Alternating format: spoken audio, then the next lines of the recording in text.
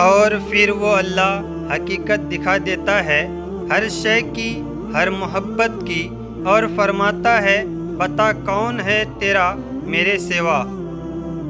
4 چیزوں سے نور پیدا ہوتا ہے: خالی پیٹ رہنے سے، گناہوں پر ندامت کر کے رونے سے، اچھے لوگوں کی صحبت سے، امیدوں کو مختصر کرنے سے۔ اللہ والوں سے تعلق رکھو، طبیعت ٹھیک رہے گی۔ یہ وہ حکیم ہیں جو لفظوں سے علاج کرتے ہیں۔ اللہ تعالیٰ کے آگے جھکنے سے بہتر کسی کے آگے جھکنا نہیں۔ اللہ تعالیٰ ہمیں اس کی توفیق عطا فرمائے، آمین۔ رزق اور موت کا خوف نہ رکھو، یہ اختیار صرف اللہ کے پاس ہے۔ بے شک نہ کوئی تمہارا رزق چھین سکتا ہے اور نہ ہی موت دے سکتا ہے سوائے اللہ تعالیٰ کے۔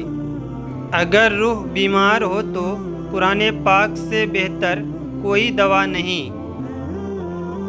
قرآن پڑھنا، سمجھانا، سکھانا، سیکھنا اور اس پر عمل کرنا صرف مولوی پر نہیں بلکہ ہر مسلمان پر فرض ہے۔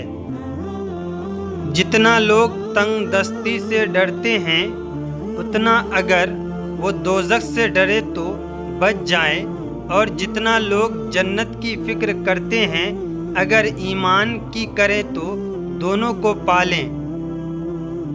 صبح کی شروعات اس پاک نام سے ہو جس کی پاکی زمین و آسمان کی ہر شے کرتی ہے۔